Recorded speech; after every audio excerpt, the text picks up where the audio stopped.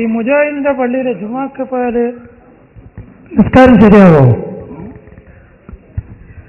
എന്താണ് മുജാഹിദുകളുടെ നിസ്കാരം ശരിയാവോന്നാ? അല്ല, മുജാഹിദിന്റെ പള്ളിയിൽ ചുമ നിസ്കരിക്കാൻ പോയാൽ സുന്നി പോയാൽ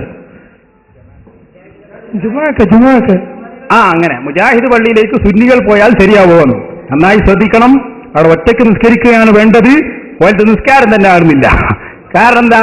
ആദ്യം തന്നെ വന്നിട്ട് അല്ലാഹു അക്ബർ, ഇതാണല്ലോ ഒന്നാമത്തെ വചനം. അള്ളാഹ് എന്ന് പറയുമ്പോൾ ഓരുദ്ദേശിക്കുന്ന അള്ള ഏതാണ്? രംഗക്ക് ആകാശത്തിന്റെ മുകളിൽ കസേരയിട്ടിരിക്കുന്ന ഏതൊരു സാധനം, അത് അക്ബർ എന്നാ പറയുന്നത്. പിന്നെ നിസ്കാരം ഉണ്ടോ? ശരിയാവുന്നു ഒരിക്കലുമില്ല. ഇയാൾ പറയുന്നത് സക്കരിയ സലാഹി അള്ളാഹു തആലാന്റെ രണ്ട് കൈയും ആദ്യം എഴുതി അള്ളാഹു തആല ആകാശത്തിന്റെ മുകളിലാണ്. പിന്നെ പറഞ്ഞു ആകാശം അള്ളാന്റെ വലതു കൈയിലാണ്. അപ്പൊ ആകാശം അള്ളാന്റെ വലതു കൈയില്, അള്ളയാണെങ്കിലും ആകാശത്തിന്റെ മുകളിലുമാണ്.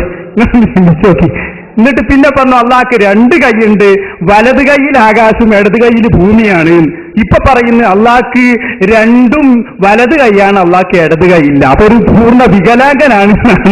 ഇപ്പോ ഈ പുസ്തകത്തിൽ അഹ്ലുസ് സുന്നത്തി വൽ ജമാഅയുടെ വിശ്വാസം എന്ന പുസ്തകത്തിൽ സക്കരിയ സലാഹി പറയുന്നത് അള്ളാഹ്ക്ക് വലത് കൈയില്ല, രണ്ടും ഇടത് കൈയാണെന്നാണ്. ഇങ്ങനെ ഉള്ളുണ്ടോ? ഇടത് കൈ ഒരു ഭാഗത്ത് മാത്രം ഏതെങ്കിലും ബിംബങ്ങളെ കണ്ടിട്ടുണ്ടാവും. അപ്പൊ ചെറുപ്പം മനസ്സിലാക്കിയിരിക്കും ഞങ്ങൾ അള്ളാഹുയാണ്. അതുകൊണ്ട് അല്ലാഹു അക്ബർ എന്ന് പറയുന്നത് തന്നെ അസ്ഥാനത്താണ്. പിന്നെ നിസ്കാരത്തിന്റെ ഫർളോ നിയ്യത്ത് തന്നെ തെറ്റി.